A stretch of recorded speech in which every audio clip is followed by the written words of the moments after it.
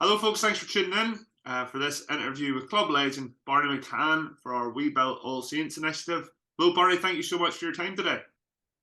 You're welcome, Peter. It's a pleasure to speak to you, always. Thank you. So, Barney, what was your first involvement with GAA? And are you from for people who maybe don't know you, are you from a big GAA family? Both parents, McCann and McCann, are steeped in the GAA. My father played for Ballymena and Kerry back in the 50s and into the 60s. He's half a dozen championship medals, senior championship medals in football. And then my mother, part of the McCann clan, they were big into camogie, and the guys in my uncles Tony and Ennis and John and Joy all played football for Portland and some of them for Antrim. But it was back when I was a wee maybe 3, 4, 5. I remember going up into the order space and hooking about, and I found my dad's boots and his medals and these big shin pads. See the boots? There's something you would only see big Shimmy McPhee wearing, chopping over corner forwards. But I don't honestly know how they were able to run in them. But I would have went up, just looked at these medals, brought out the shin pads were stuck with like material stuff, and then there was wooden stripes down them, to protect them. So when I started playing, I actually wore them. I got to wear them. That was after getting a telling off for getting up into the roof space, But no, then like we hadn't a Gaelic club at home here. Back then, as you know, so through schools there was Mel Duffin and Sean McLaughlin were big GA men from Glenravel, and they were driving the Gaelic football through the primary school, All Saints primary school, and that's where I started playing, Peter. So did well at schools, got to a few finals, and those boys probably were the ones that really kicked off the playing. But at the same time, we would have went out to Portland to watch my uncles playing. Okay, so there was and some of my cousins played. So Enda and Jared they played under 14, and when I hit 9, and Enda McTamney, him as well, a cousin, when he hit 9, we started with the under 14s. Now we didn't start the games, we get on maybe 10 minutes at the end, but that was my first involvement, just playing for Portland in the under 14s, which was amazing, and you were playing with these massive. Yeah, I'm originally a Portland man, believe it or not. You were playing with boys under 14s, you thought they were massive because you were. Now it was the McLeish boys who were probably massive then, over 6 foot, under 14s. But that's how I started, and then we obviously started a club in Ballymena, and I got involved then. But watching more so watching. It wasn't the football. Well, we did watch Portland play football, the seniors, and that was a learning curve. Let me tell you, they were really competitive. Some of them were a bit rough and ready, and see every game there was a row.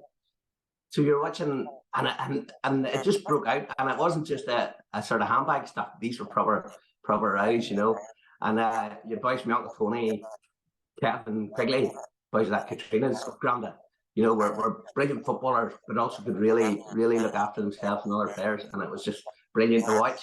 And then from the other side, my mother, she played camogie for them, and her Aunt Marie was a fantastic camogie player. And I just remember watching loads and loads and loads of camogie matches. And it was just like Marie was running these on her own, it was amazing. So that was my first sort of watching the games. Where do you fall in the family, and how many brothers and sisters do you have? Number 1. What with numbers? Number 1. Oh no, sorry. In line. Sorry. Yeah. I'm fourth.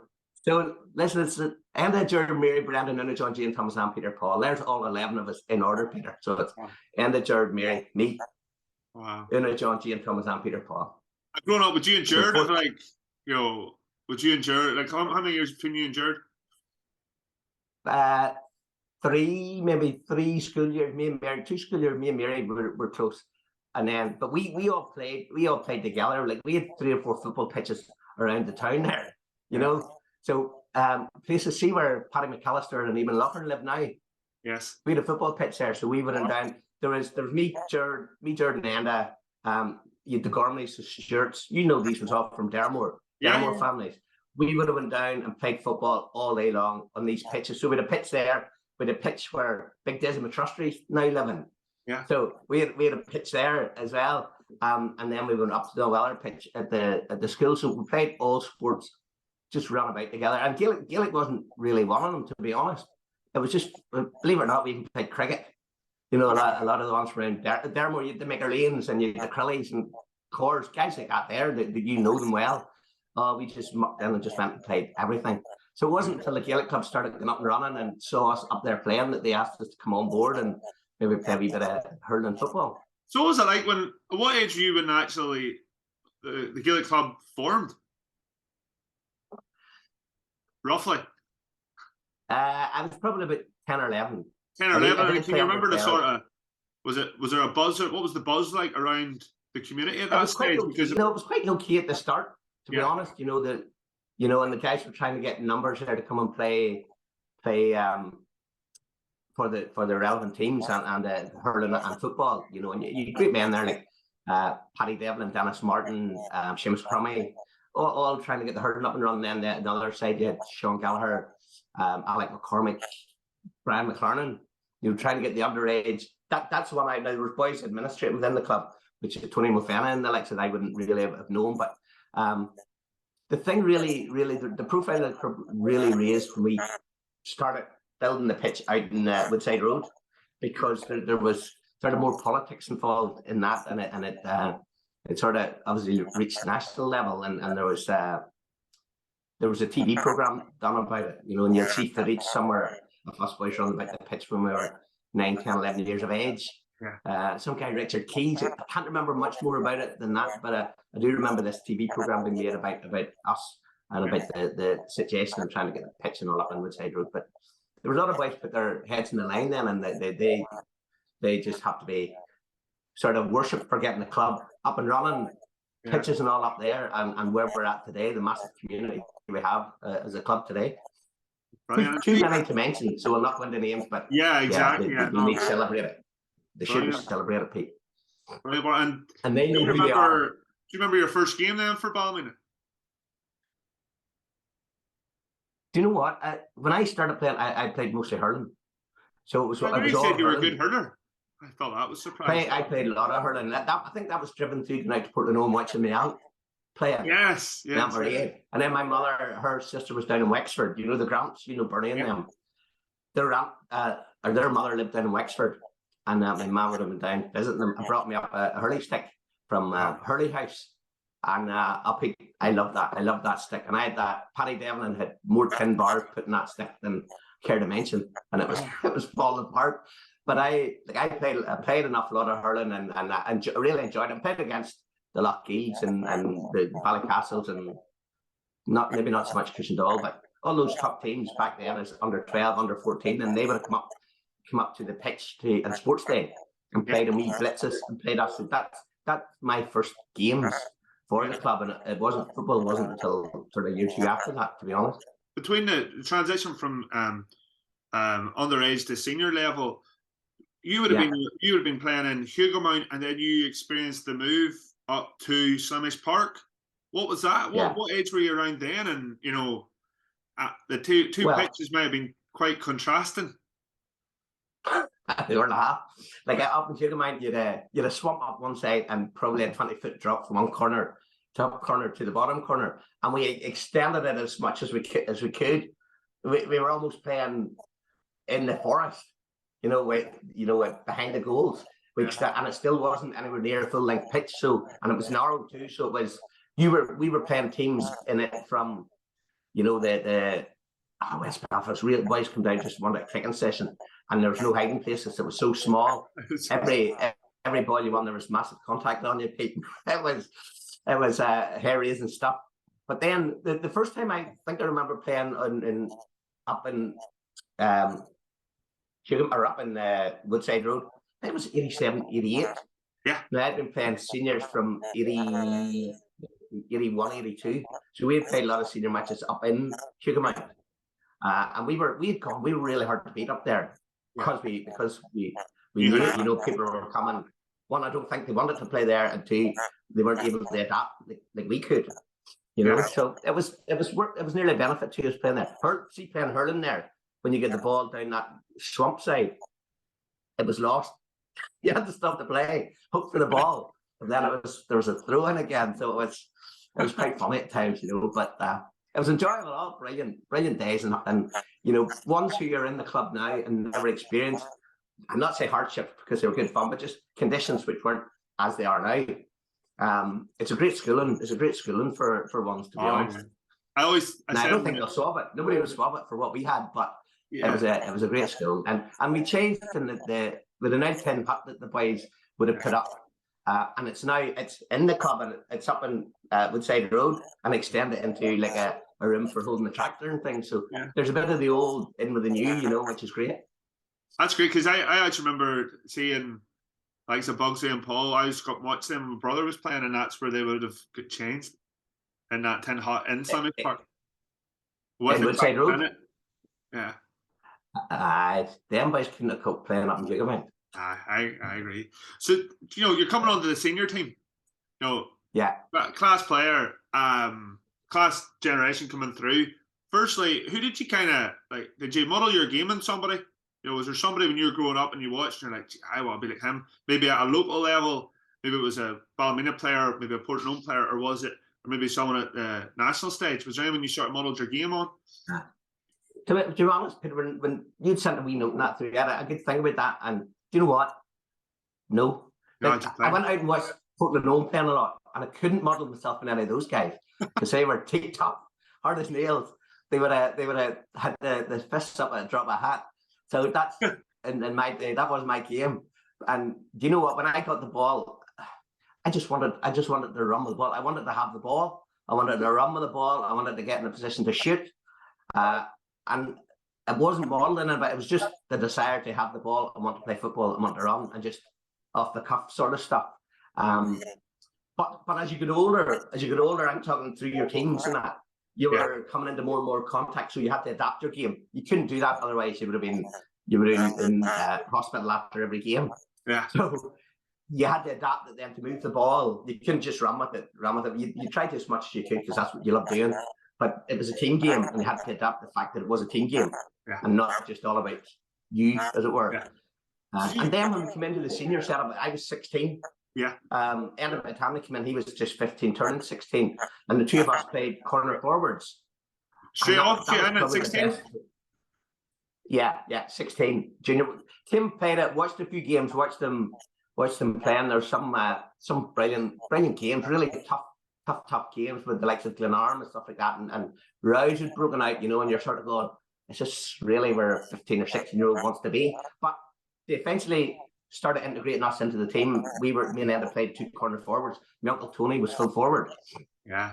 Kevin Quigley was there either midfield, centre half forward. And then there was a sprinkling of the younger guys, Frank Delargy, Jared, and boys like that, all jumbo, all coming on board, and they were sort of sprinkled around us. The Elliots, Lexi Elliott, boys like that, Shuggy McLaughlin, real tough boys. So anybody laid a hand on us, there was a row started, and we didn't have to get involved in it, which was great. But the balls were humped into big Tony McCann. He would have won everything and just panned it off to me or end of whichever side he was on. And like you were scoring 4 and 5 points a game and hardly getting your knees dirty. It was, and you thought that's what football was going to be like, but soon changed once. So like, Tony retired. Tony was an absolute brilliant player. And see, just to clarify, is he your uncle? Yeah, Tony's my mum's brother. Yeah. My brother. And it must have been class playing with him. What did he? Was there wee things that he taught you? Because coming out at 16, you probably think you know everything, and then you watch him. What did you learn off playing with him up front? He was very selfless. He would one dirty ball, real dirty ball, and offloaded it to the man coming through best position to take the shot. And that's what I learned from him. Always look for the person who's best positioned and offload it to them to get. It doesn't matter who scores. Yeah. Excuse me, who scores? Although he did get plenty, but he was at the end of his days. He played for Antrim and represented Ulster, and I'm not sure he may have been on the fringes or fringes of like a all-star as such, but he was that good. And then at the end of his career, it was just win ball, offload it, and make everybody else around him look good. And then and with a lot of ball winners. Kevin Quigley was a great ball winner too. Yeah. And see, then at what stage do you get you're 16, coming on to the senior team? At what stage do the county come knocking? We've been playing with the team had been come through. Gussie and Paddy, Gussie, Reid, Paddy, McIlwain were managing senior team from Division 4. This was after Tony and Kevin's team. And you had boys like Frank Delargy and Gerard and Jumbo and all these guys coming through, Marshall Petty and Andy McCauley and Mickey McVeigh, players like that. McGill joined us. So we had a really, really good team. Timmy was coming of age as well. And we won Division 4. So we went from Division 4 up to Division 3 and then into Division 2. Wow. We sort of stalled a wee bit because it was done really, really quickly. And we sort of stalled a bit. But Paddy, as I say, Paddy McIlwain and Gussie Reid then took over from, took us right up to there. Yeah. And had sort of taken us as far as he could. And then Kevin, I think, came on board, and that's when we sort of went to another level from a Ballymena perspective. And when we got to that level, then the county were looking in at us, Peter, so they could see players. And I think I may be wrong, but or Gerard then was up. He was up and played first prior to me and Enda. Was Gerard first called up then? I think it was. I know some of the other guys might sort of tell you different. If I remember rightly, he was called up first, and then the came up. We came through. I played league and minor, didn't play championship, and then the under-21s. Me and Enda were both called up for under-21s, possibly Barney Lynn as well from goals, and we played Cavan in the under-21 championship, and I got a goal too in the quarter final of that championship, and then I was called into the senior panel from that. So then we played Cavan. That was 1985. We played Cavan then in the first round of the Ulster down in Breffni. We were beat by a point. But that team, that was a great team. You had, in the Southwest, boys, you had Alec McClellan, brilliant player, Dermot Graham, class act. You had Stephen O'Fenna, Stephen Muldoon, who were stars of the game, had won Ulster Minor Championship a few years earlier. Mark Barr, players like this, were amazing players that we had read about. Never really played with, and now you were sort of training with them and on that panel. But that was, let's say, Frank Fitzsimmons was manager there, and Tony was helping them out. Tony McCann. Maybe that's why I get the call up. I don't know, but it was good. It was good to get it and get the run out in that championship, And then did you come on in that championship, or did you start? Yeah, I come on after 15 minutes. Wow. Mark Carr, he got hurt. He hurt the knee, so I come on, and it was a real awakening because the game, in terms of speed of play and everything else, and the crowd over there, it's a different level, an absolute different level, which I wasn't waiting for, to be honest. And when you're playing like that and the adrenaline's kicking in, you're exhausted very, very quickly. Yes. But I got the grips of the game, got a couple of points, and as I say, we ended up getting beat by a point. Dermot Graham blasted over the bar in the last minute, and he possibly could have got a goal. It was unfortunate, but. So yeah, that was the first toe dipped into senior championship football. What age were you, sorry, again? So I was 20, just turned 20. Only 20. Probably not with much. 9 stone. 8.5, 9 stone. 8.5 stone. There was not the strength and conditioning that there is today. Oh, brilliant! Absolutely brilliant. And then you went on to have an excellent county career. Here, by the way, so George on the county team. At this time, George's there, but he wasn't there. He wasn't there that game actually because he was getting married. I think right, so. Okay. So yeah, 85. He was getting married. Funny, I think that weekend was maybe his stag weekend that we played the championship, possibly. But anyway, listen, he stepped back, and then Eamon Grieve came in as manager after that, and then I come back into the panel. Then Enda come back in, and Timmy came in. That's because All Saints had moved up a gear. Kevin had taking us on. We had beaten St John's Championship, Lamberg Championship, all these sort of iconic Ulster teams, not even Antrim teams. Johnny's were Ulster champions. They were sort of 7 to All-Ireland champions, and they were just an amazing team, amazing players who were the backbone of that Antrim team for years. And us beating them sort of raised the profile of us and Ballymena to another level, and we ended up, there's one time we had 6 players in the county set up, Pete. That's amazing. Frank Delargy, myself, and Barney Lynn. Frank Delargy, Barney Lynn, myself, and Timmy Conley, Gerard. Maybe that was it, or maybe Bugsy as well. I can't remember. But unreal, and it must have been like coming on against those teams, you know, seeing that growth from Ballymena from like 4th division, and now we've got 4 or 5 boys in the county team, and we're beating St John's. That must have been an unbelievable run. But just staying on your county career, you played in some excellent teams over the year. But like I always say to ones, you know, we play in Ulster. It's so hard to get a win in Ulster. It's just so hard to get a win. Like if you were in Connacht, if you were in Leinster, if you were in Munster, you would have been, you know, competing, getting to quarterfinals, semi-finals, maybe even finals. But it's just so hard in Ulster. You had great teams, and you actually played against Kerry, against the likes of yourself and Timmy. Maybe played against. Enda played not as well. Oh, sorry, Enda. Actually, Jack O'Shea. Yeah. So he marked Jack O'Shea. Timmy was right half forward. I was right corner forward. Yeah, that was a brilliant. The lead into that was amazing. The training was the most intense training we'd ever done. You know, we were fit as whippets. You know, it wasn't so much strength and conditioning, a lot of running, heavy running. You know, a lot of hill stuff, and then a lot of speed work.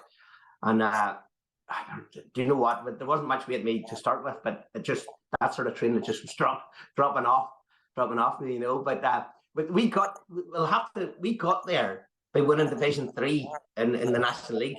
So the National League was Division 1, Division 2. That year it was split into Division 3 North and South. So we played Division 3 North and won it. We drew with Tyrone, who were just coming off the back of an All-Ireland appearance. We drew with them down in Churchtown to win that section. And then you had 4 teams Division 1, 2 from Division 2, and then the winners of Division 3 South and North played in the National League quarterfinals. Wow. And we were drawn against Kerry, which was an amazing draw. And all those sort of iconic players that you talked about there, the Pat Spillane and the Jack O'Shea's and Charlie Nelligan, goalkeeper, and what do you call the boy that there is dancing, and Walsh, Tommy Walsh's father was playing. Taj Kennelly, his dad. Kennelly. Yeah, his dad was playing. His dad, yeah. So there was loads and loads of iconic players. Pat Spillane.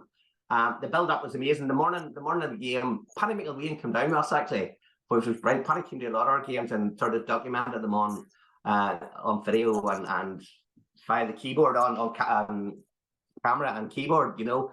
But it was brilliant him being there to document all that and talk. Like he loved it as much as we did. But me and Timmy then went out in the morning before the match. Just we were a bit of a mess. We went to the cinema the night before in Dublin. That's what we used to do before matches, important matches. The lesser matches. We went to a nightclub. Yeah. We went to a nightclub, but we went to the cinema. And then the morning, me and Timmy went for a walk in Phoenix, or not Phoenix Park, in the middle of Dublin anyway. I met Sean O'Reilly. Sean O'Reilly's an old Ballymena stalwart. Do you know him? Do you know Sean O'Reilly? I don't even know him to see. Yeah. He would come up to a lot of our games. He's probably watched you more times than you even know. He met us and he was excited as we were about the match, you know. But anyway, we went and played the match. We went in front at half time. No way. And we were going, what the heck? What are we doing here? You know. How much were you up?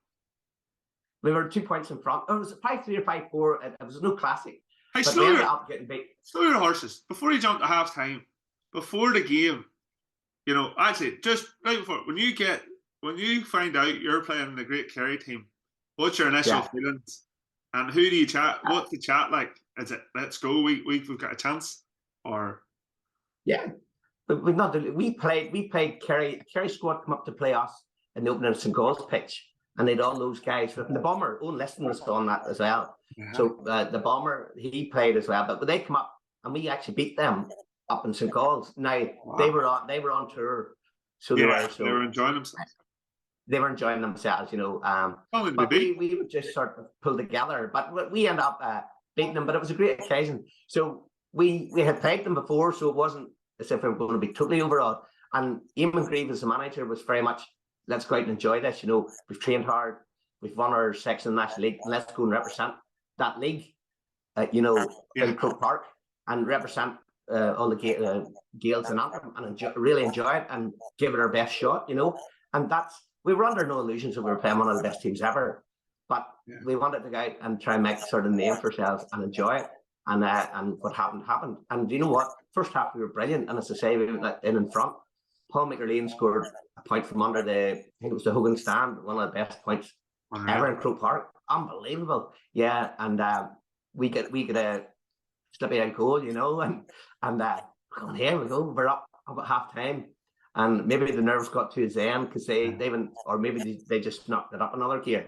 They weren't going to sort of be beaten from all these naughty boys from Antrim. Yeah. But it was a great occasion. Everybody loved it. Crowds, people still talk about it, Pete, to be honest, you know.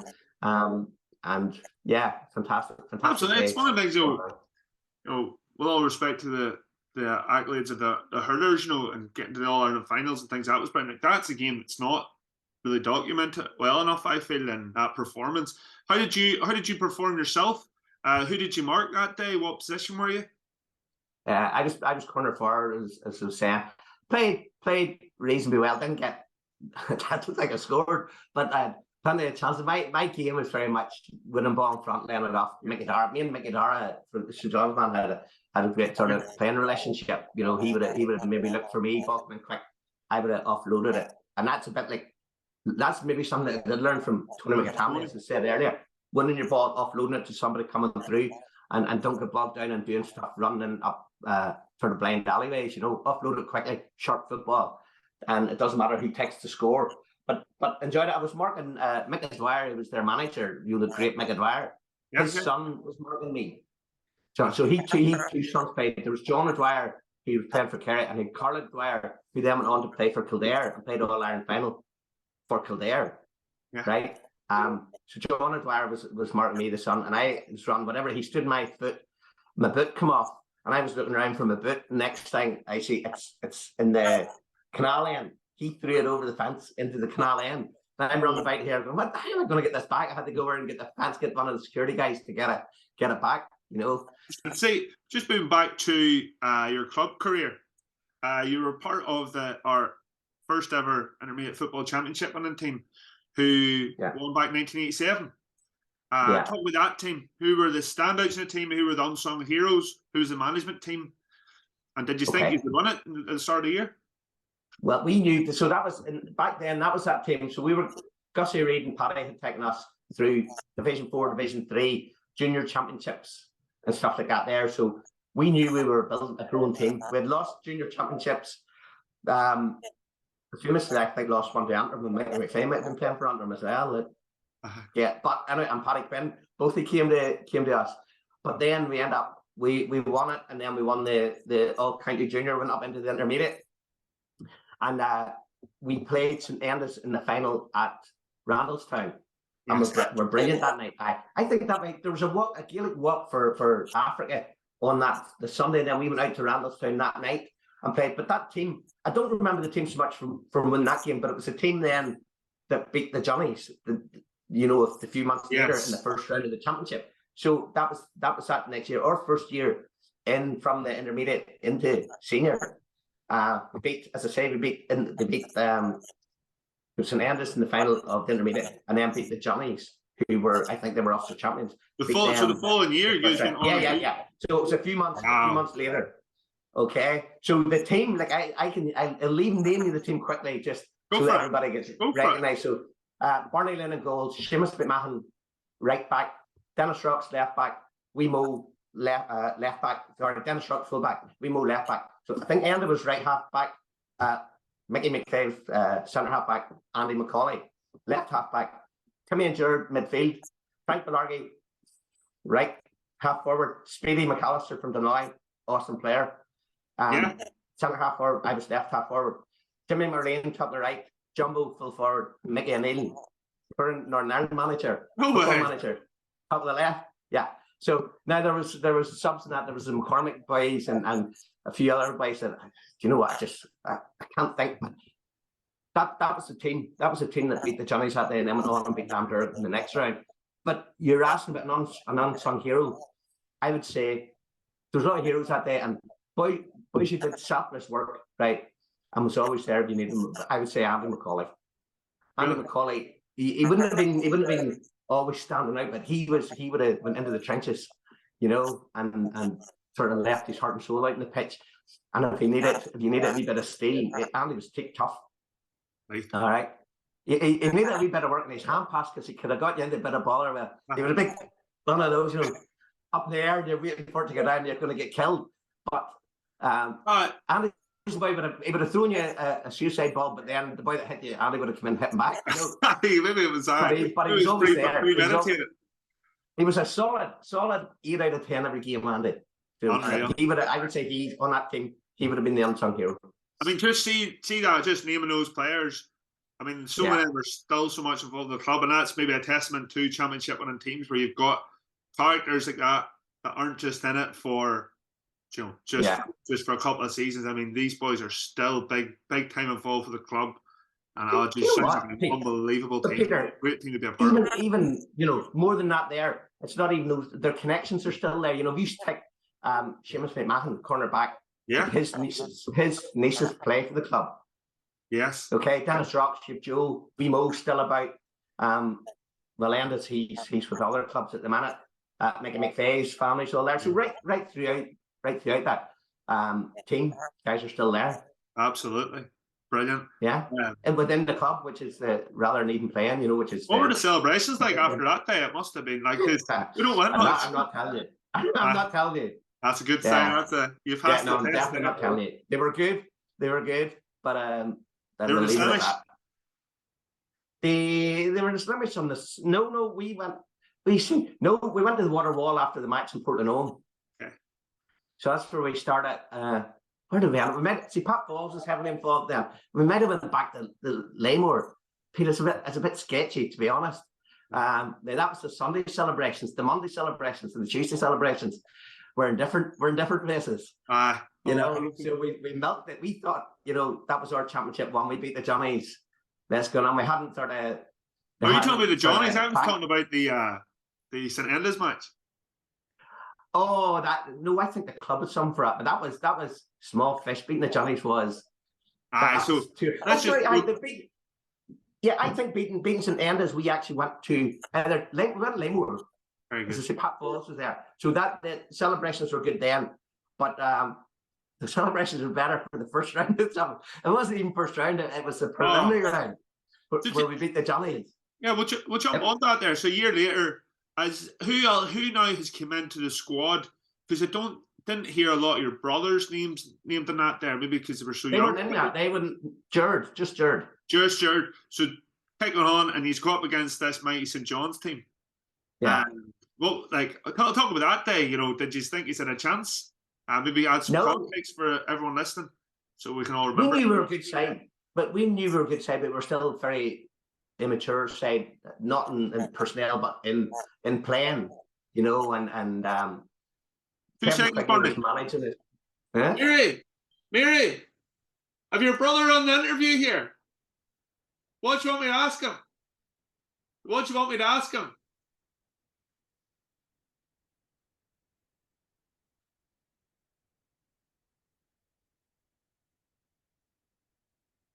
She says something about the Railway. Do you remember about the Railway Cup?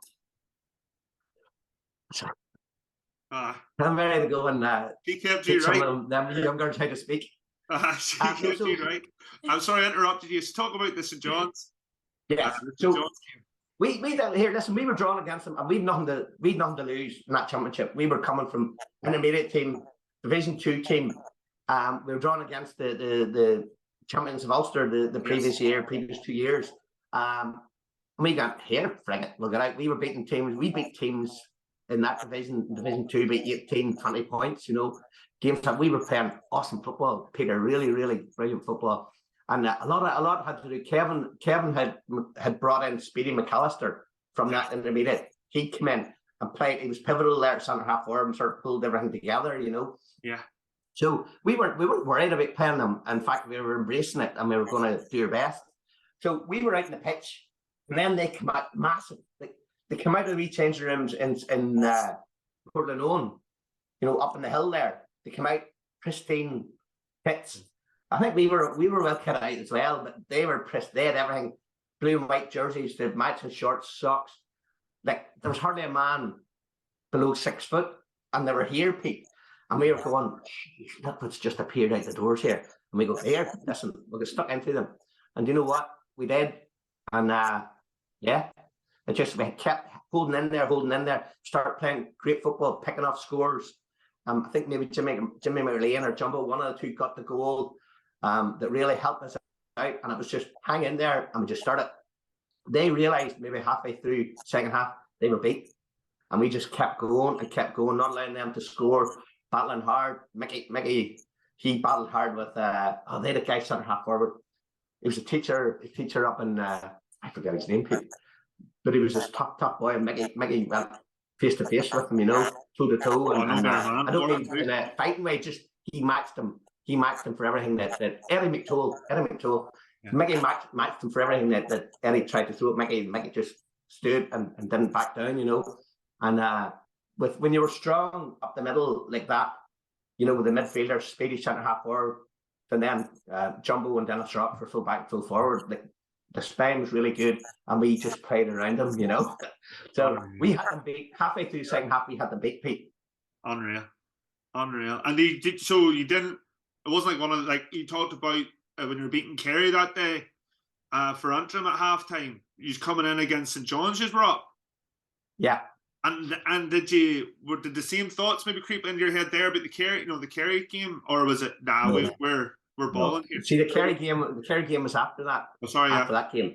So it was. So it wouldn't anyway. Against St John's, we were playing really well. Against Kerry, we knew we were punching well above our weight. Yeah. The Johnnies, we were all playing decent football and knew. Listen, we're in my shite here, and we just kept going, and but we played really, really, really good football. Winning ball, offloading it, giving it, picking off scores. Great stuff. There's two boys you mentioned there in the past couple of minutes, and I'd like to talk about them. Like people would Dennis Rocks is the most civil, nicest man you'll ever meet. Nasty piece of work. What was he like as a player? Because he's a full back from Tyrone coming into a team like that. Like full backs from Tyrone are not usually civil, if you know what I mean. But there you go. You don't have to say anything else. He was full back from Tyrone. I think maybe Mertown. Was he Mertown? Mertown, yeah. Dennis was a gentleman, absolute gentleman. But Dennis, he was a gentleman's full back. He did the wee nasty things like anybody knows. That's it. And he did everything really, really well. And he organised. He was a great organiser. And he would, pick him up. You do that. Get there. He was pushing the boys about, and he orchestrated things from full back. But when he needed to do something that was a wee bit sort of dark arts. He was able to do it. The dark arts. He was pretty handy at the dark arts. Yeah.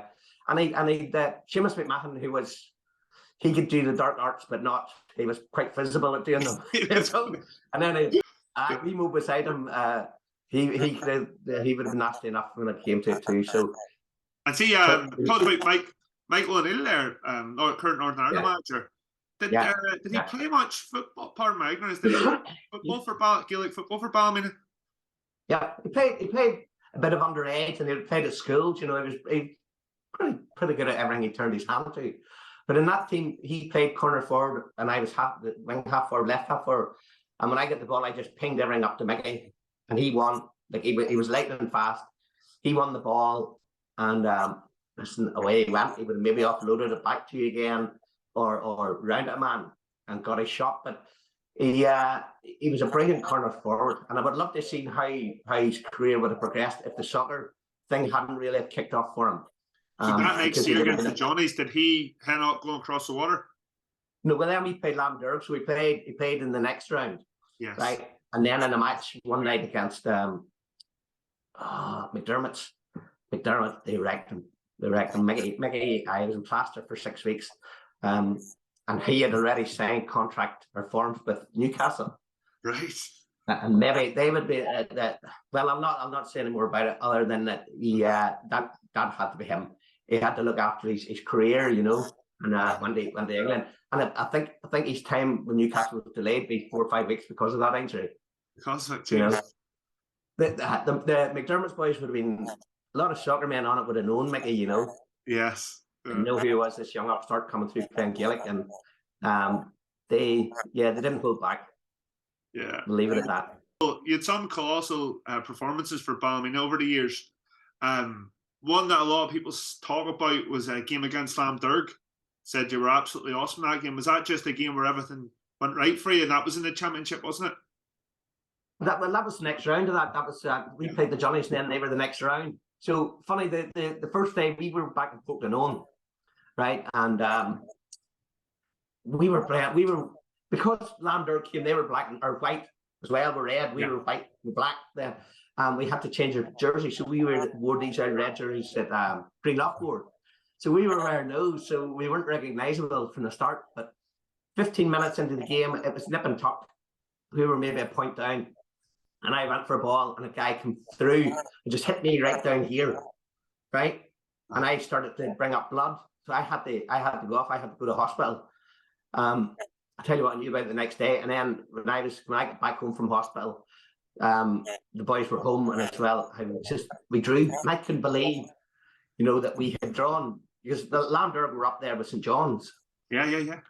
And so we're getting another bite at this, and the game was the following Wednesday night. Yeah. Replay. And I'm like a mess, aching all over. I thought I wasn't going to make it, but played.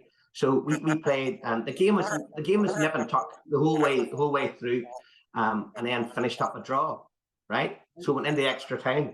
Right. At the start of extra time, I scored a goal. No, sorry, let me see. Yeah, sorry. We went 6 or 7 points down in extra time, first half, and then before the end of that, I went through. I got a goal. We came up. We picked up more scores. Right, and we were only a point maybe two down into the second half, and the ball was humped in. Big Jumbo, full forward.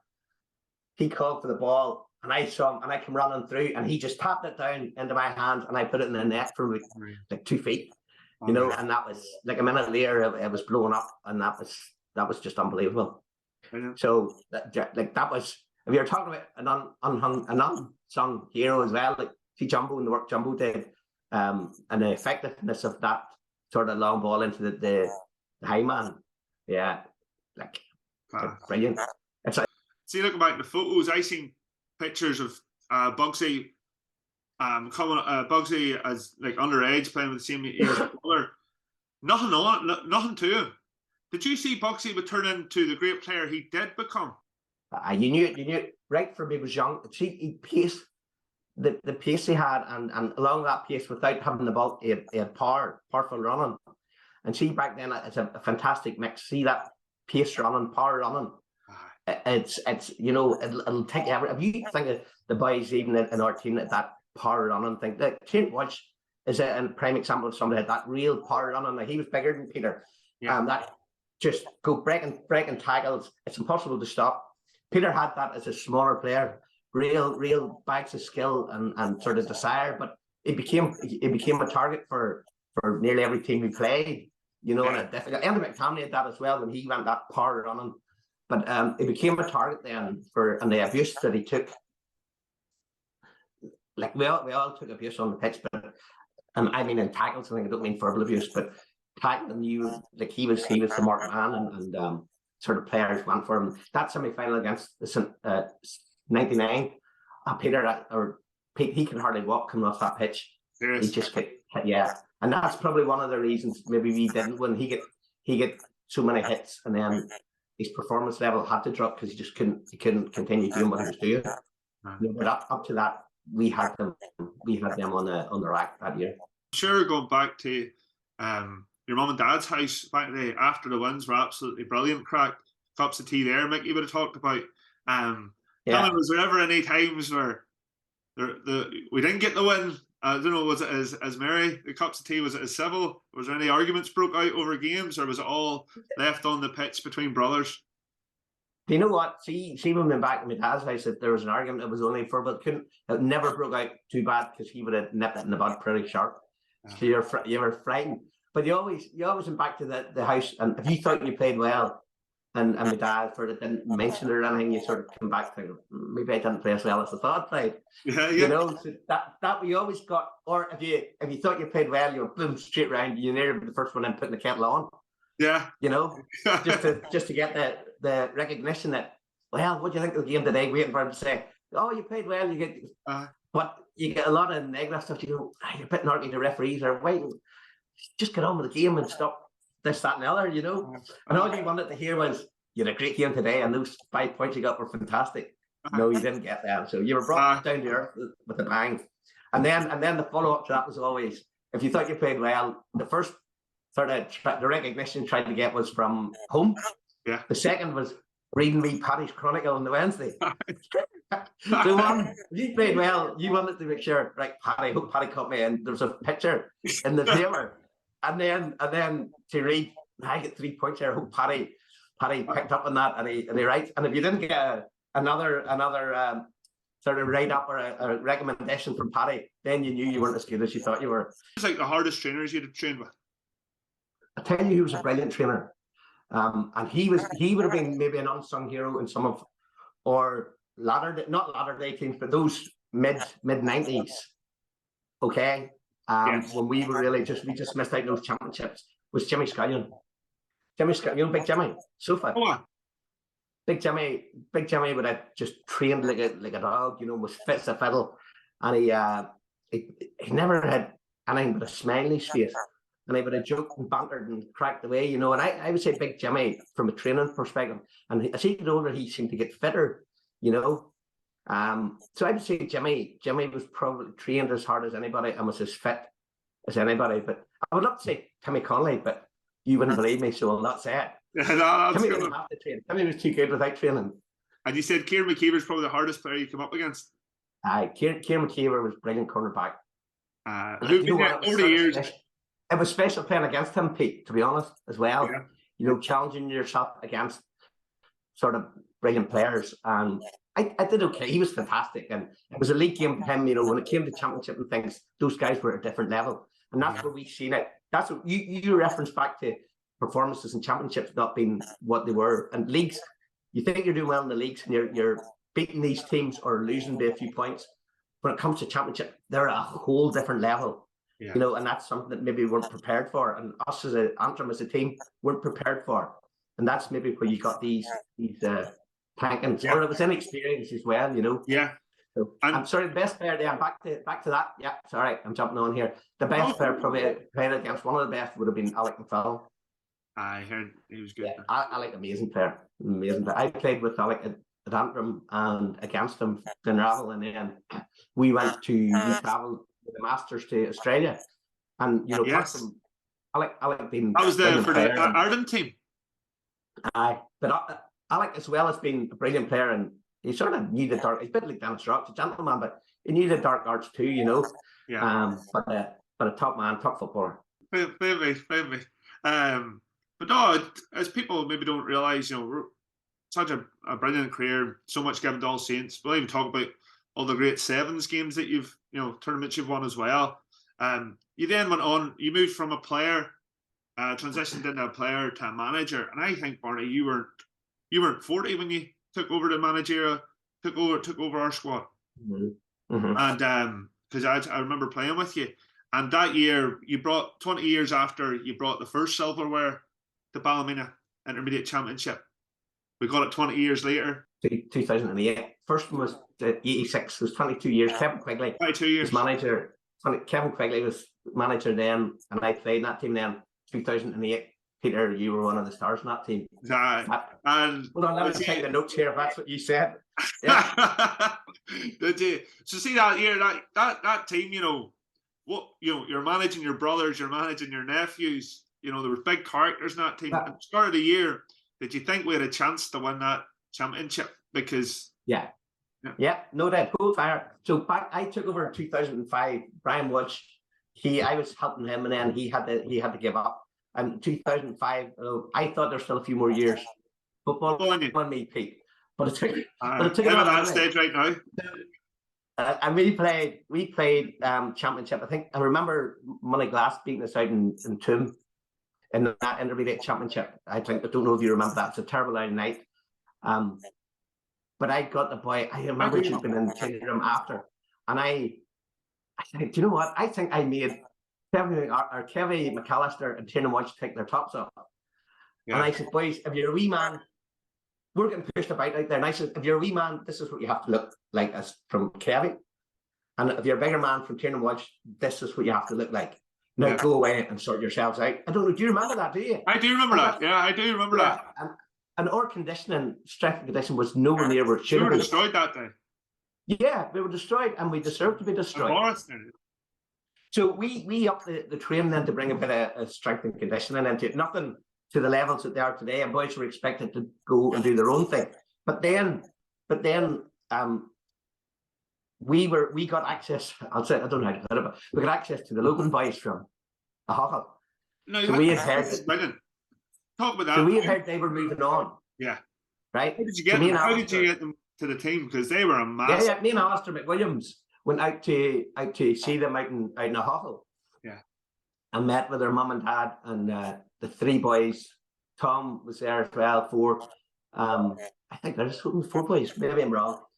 But anyway, so we sat about and cups of tea, and we thought we'd get maybe a big feed of spuds and steak, because we know the boys are betting that, but no, just cups of tea and very, very matter of fact, right, boys? What's happening? Where are you going to go? And if these boys come on board, will they be an asset to the team? Stuff like that there, you know. And me and Alistair then left and come back, or sorry, and then the word came through that the whole clan, Logan clan, came and they've been a massive asset to the club.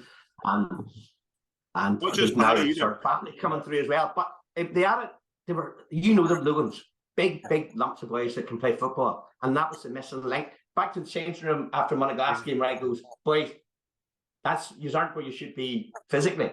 Yeah. To having these boys on board, with these boys doing a few more years strength and conditioning. So then we had all the ingredients for a great team at that level.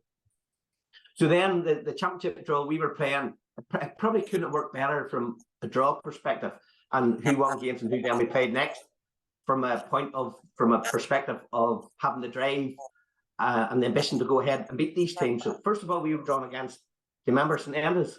Yeah. And who was their manager? Who was their manager? Enda McCann. An ex-Ballymena man, so he would have hit the drive. He would have wanted to beat us and use boys, but our incentive there was to not let that happen. Yeah. And see that night up in something Landor, you guys were brilliant that night. Yeah. And I remember in the changing room, you could nearly the electricity in the changing room that night you could nearly feel it crackling. I don't know if you felt that, but I certainly, as a manager, we used boys from where you were at. That's how I felt, and it was just the nerve end for. We're jangling. This was half time. So we went out. Boys were all brilliant. Took it home, right, into the next round where we drew a huddle. Yeah. Right? Oh, so the incentive for a huddle. Remember that? Was because the 3 boys, and the 3 boys were playing for us, and Paddy or Tom and the rest of the family had left them, right? Paddy and, so they wanted to beat us. Barney and Kerry couldn't get a game for their reserves. I think before. Yeah. And now they were starting for us. And they were a massive asset to our team. So anyway, we played them out in Portland Owen. I think you were Martin Dermot Green, some full back. I centre half, so I'd have been Mark. Did he not say something? Did he not do a bit of sledging? I don't know. Maybe it was Donald Graham. It was probably Donald Graham. Maybe something like that. Did a bit of sledging to you that night, aye. Leave it there. Over the line. We beat them that night in Portland Owen. Yeah, remember that. That was a great victory too, because they had aspirations to go and win that. Good side. How those 2 guys didn't get playing for them, I don't know. 2 Logan boys. Anyway, into the semi-final, right? This is your favourite match. So that semi-final, we were drawn against Randallstown, who my cousins and McGill's from Randallstown, Michael McGill, played. So we really wanted to beat them because of Michael McGill. They wanted to beat us because of that. And that was a brilliant game that night in Casement. And then we're into the final, and the final were against Monagas, who were probably the premium team in the competition that year by a mile, by an absolute mile. So first day we were meant to play them, I think D. Kelly was in honeymoon. Yes. Wasn't he? So he would have missed it. But the game was called off that Saturday because of the weather. So it suited us perfectly. Then we were drawn, or it was rescheduled for the Tuesday night. Yeah. End of November, wasn't it? Yeah. And you're Saturday night. So the game then went ahead. D. Kelly was there. Everybody else was there. With a full squad to pick from, and we were brilliant. Oh no, sorry. First half we weren't great. To be honest, we went in 5 points down. Yeah, we were great. The second half we come out. Sorry, and you get sort of blurred images by the final score. First half we were poor and they were good, and they could have been further in front. 5 points down, they come up and then they get the first 2 points the second half. To go 7, we went 7 behind. Yeah. And then we upped it a gear, and then we started to believe in ourselves, and they started to think, shit, we're bother here. And I think maybe the same thing had happened then maybe a few years prior to that, and they were thinking, possibly I may be wrong, but I may be thinking, right, they're thinking this is going, here we go again. Type thing. But we kept going. We pinged on, like up front that day, Peter, Paul, Liam Cassidy, Tiernan Much, all the guys were awesome. You know, in the second half. Conor Cully would have the ball some amount of yards for us. Conor Cully did a thing with the ball that it's not possible. But he backfield it back into nearly over his head. Conor's the key thing that Conor had was that he was unpredictable. He didn't know what he was going to do when he was running with the ball. How could you mark somebody running with the ball that doesn't know what they're going to do or where the ball's going to go? Flying off your Peter in terms of speed. Oh, 100%. Maybe quicker than Peter, and then Tiernan banging up the other side, you know. And we eventually got two late goals, maybe a couple of scores to beat them by 2 points, and that was awesome. Really was awesome that night. Seeing that, that team we didn't even have. Like, I don't think we had a great league campaign. It just sort of all peaked at the right time. Yeah, it was just picked at the right time, 100%. And in that team, you'd like to, we're talking about unsung heroes. Your Kevin McAllister's, Mickey O'Kane's, Jimmy McAfee's, Andy Kelly's. Like, what were those boys like to coach?